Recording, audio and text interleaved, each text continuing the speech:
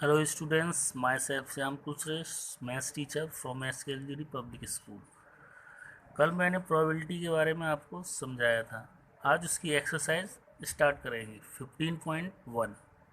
इसका देखो question number 2 है। 1500 families with 2 children were selected randomly and the following data were recorded। ये number of girls in a family दे रखा है और numbers of families. Number of girls in a family 2, 1 and 0। Number of family जिसमें girls 2 थी, वो family कितनी थी? 475। जिस फैमिली में 1 गर्ल्स थी, उसमें कितनी थी? फैमिली कितनी थी? वो 814। और जिसमें कोई नहीं थी, उसमें 211। Compute the probability of family chosen at random having 2 girls, 1 girls, no girls. Also check whether the sum of these probabilities is 1। और इसमें हमें प्रोबेबिलिटी फाइंड करनी है 2 girls, 1 girls and no girls. तो देखिए इसमें टोटल नंबर ऑफ फैमिलीज कितनी है? 1500। ये क्या हो गया? पॉसिबल आउटकम्स हो गए। अब number of families having 2 girls, तो 2 गर्ल्स के लिए कितने हैं? फैमिलीज कितनी है? 475। और टोटल कितनी है? 1500। तो 475 अपॉन 1500। अब इसको हम सिंप्लीफाई करेंगे तो आंसर कितना आ जाएगा? 19 अपॉन 60। अब देखो किसके लिए? 1 गर्ल्स के लिए कितनी फैमिली थी? 114। तो 814 अपॉन 1500, इसको हमने काटा तो ये कितना आ गया? 407 अपॉन 750। अब देखो नो गर्ल्स मतलब जीरो। जीरो के लिए कितनी थी? 211। और टोटल कितने हैं? 1500। तो ये क्या हो जाएगा? 211 अपॉन 1500। इसे सिंप्लीफाई करेंगे तो ये सिंप्लीफाई नहीं होगा, ये ऐसे का ऐसे ही आ जाएगा। अब इसमें लिखा है also check whether the sum of these probabilities is 1। अब ये जो आया है 19 अपॉन 60, 407 अपॉन 750 एंड 211 अपॉन 1500, इन तीनों का सम कर रहे हैं। जब इसको आप सम करेंगे तो ये किसके बराबर आ जाएगा? 1 के बराबर। क्लियर? अब देखिए question number 5। An organisation selected 2400 families at random and surveyed them to determine a relationship between income level and the number of vehicles in a family.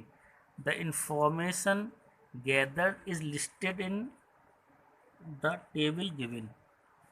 देखो फैमिली कितनी थी? 2400। और इसमें सर्वे हुआ किस किस के बीच में था?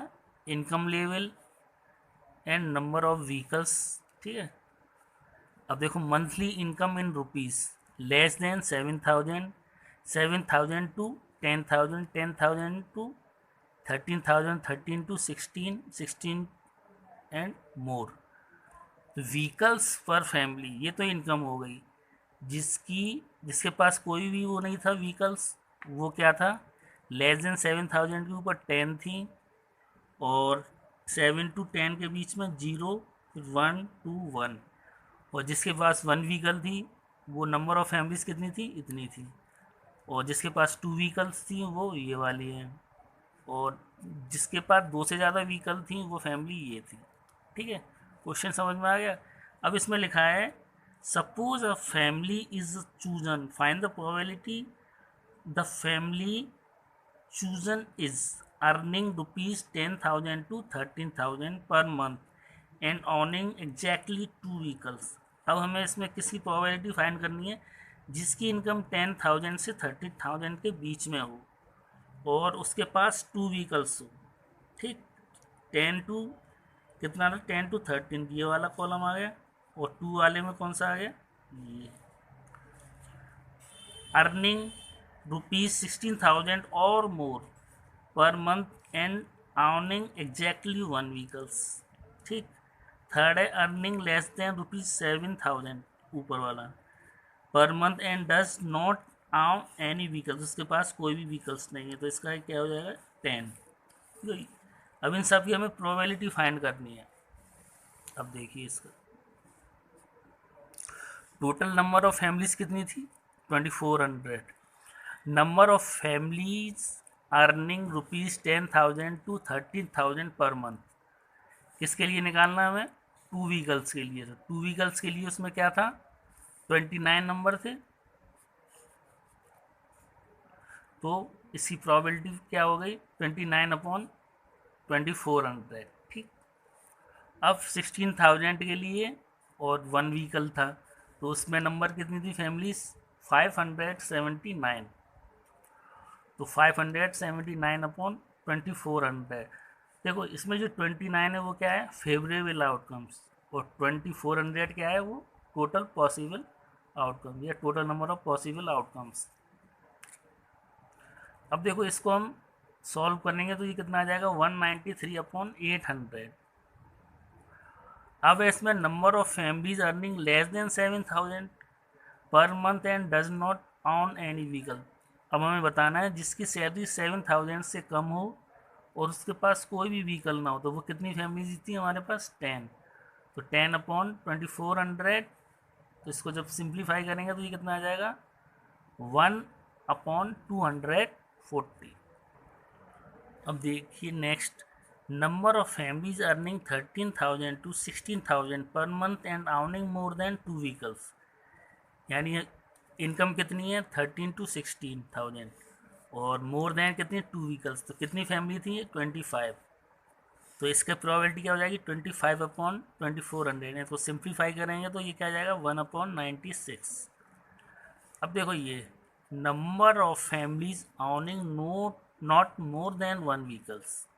ठीक है, एक ऐसी फैमिली चाहिए जो जिसके पास नॉट मोर देन 1 व्हीकल. तो families having no vehicles plus families having 1 vehicle, इस चीज़ को ध्यान रखना.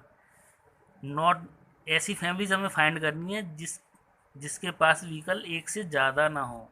क्या ना हो, एक से ज़्यादा ना हो. तो इसमें कौन कौन से आएंगे, एक तो एक आ जाएगा और एक 0, 1 एंड 0. तो 0 व्हीकल्स में जितनी भी होंगी वो आप फैमिलीज ऐड कर लेंगे. वो 10 थी, 0, 1, 2 एंड 1. और 1 व्हीकल्स वाले कितने थे उनकी फैमिलीज हमने ये काउंट कर ली. तो इन सब को हमने क्या कर दिया सम कर दिया. ठीक है, दोबारा से समझ लो इसे, नॉट मोर देन 1 व्हीकल्स यानी 1 व्हीकल से ज़्यादा नहीं लेनी है. 1 से ज़्यादा क्या हुई 2, तो 2 वाला इसमें हमें नहीं लेना है. सो ओनली 0 और 1 लेने हैं और उन सबका सम कर देना उन फैमिलीज़ का. तो ये कितनी आ गई हमारी 2062. तो 2062 अपॉन 2400.